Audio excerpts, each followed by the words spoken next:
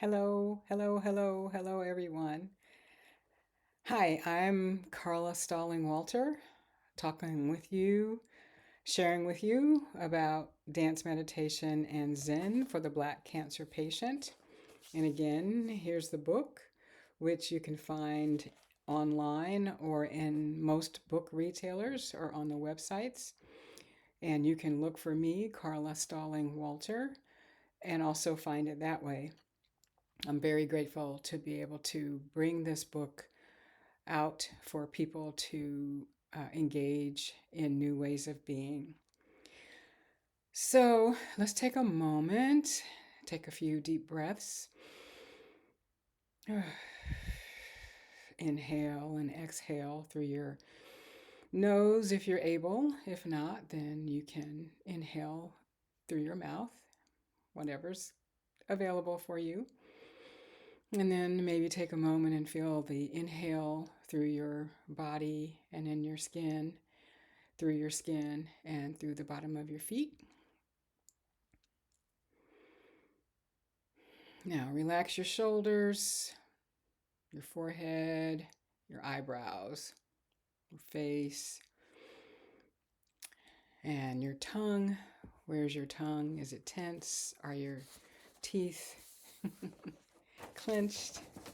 We don't need to be that way, at least not for the next few minutes. So in the previous video, I shared with you about dance and its meditative powers.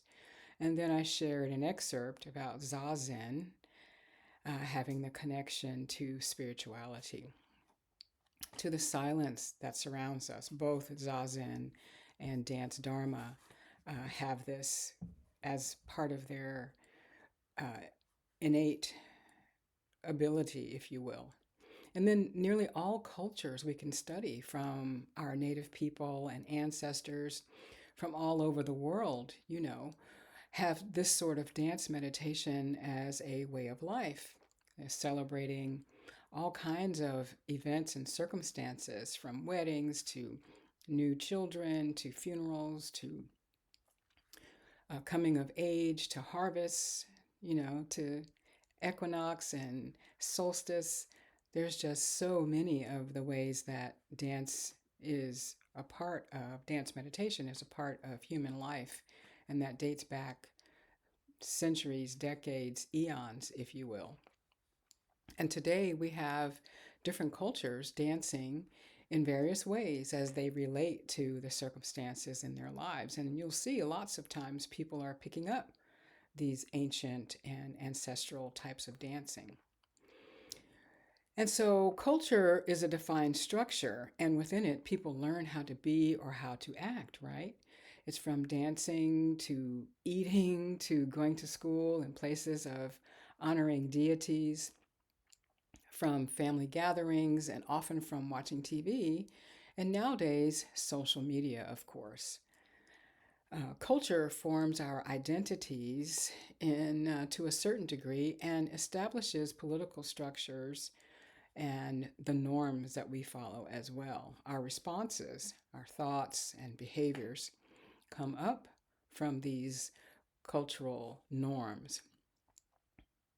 We don't even know that this is happening to us individually and within our communities sometimes.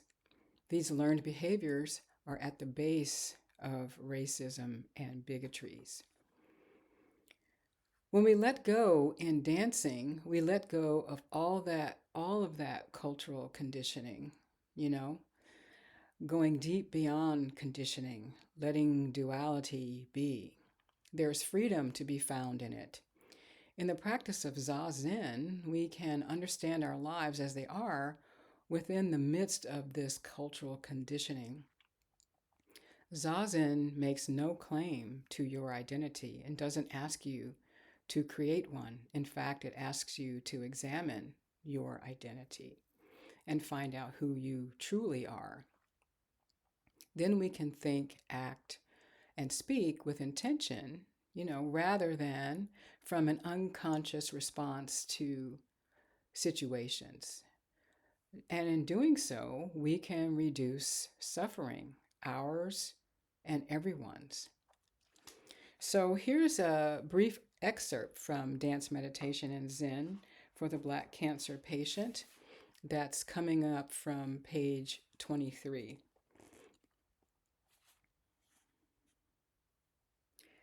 Zen Buddhism, through the lineage of the Buddha, tells us about suffering and then it explains to us how to overcome it.